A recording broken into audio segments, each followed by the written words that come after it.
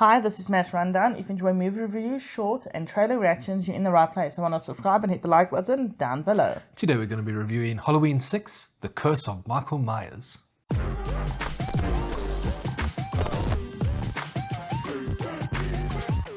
Halloween 6, The Curse of Michael Myers is a 1995 slasher film directed by Joe Chappelle, starring Donald Pleasence as Dr. Sam Loomis and Paul Rudd as Tommy Doyle.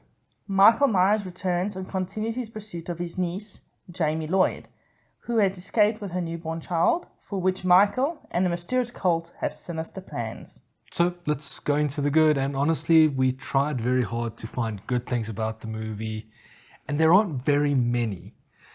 I do think the mask is slightly better than it's been for the last couple of movies, but it's again not quite right.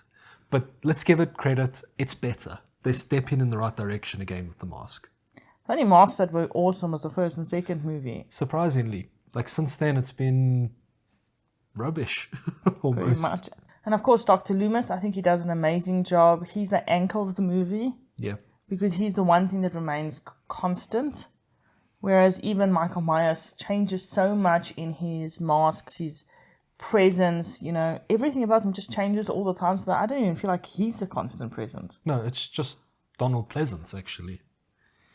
And you can see he's got love for the fans at the very least, because he still tries. Yeah.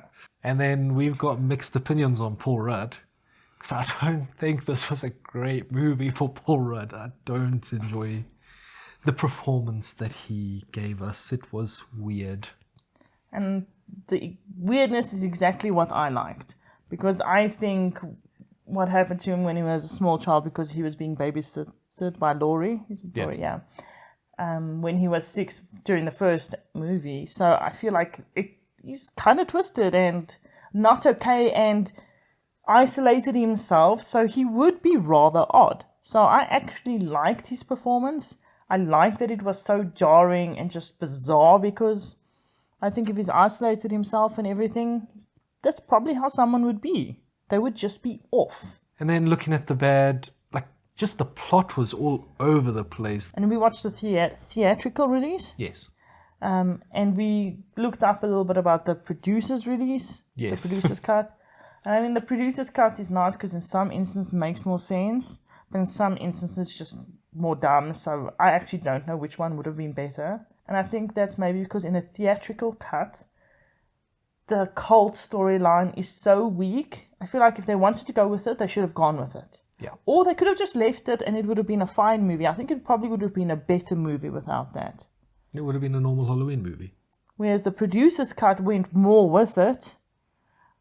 And at least they had the guts to follow through with what their plan was. Even though the ending I wouldn't have loved. Speaking of the ending, I didn't like the ending in this one because it just kind of, okay, we're done.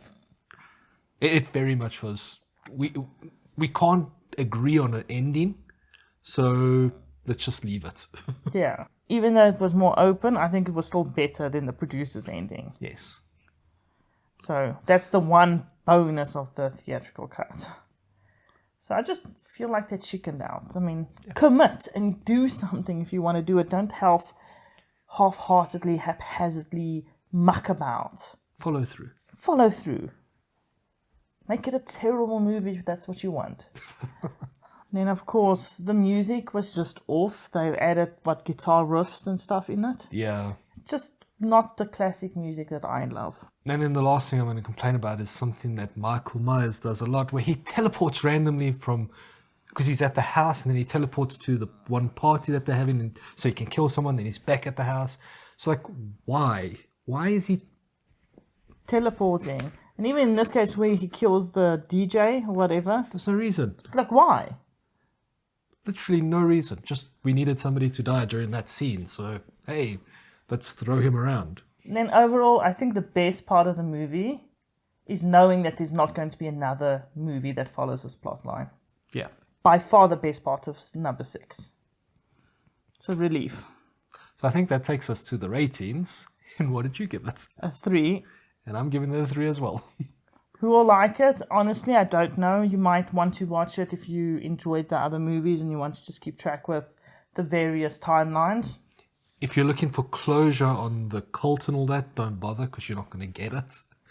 And it just didn't make sense either, so... So let us know in the comments down below. If you've seen them both, which one's better? The theatrical or producer's cut? Don't forget to like and subscribe. Bye. Later.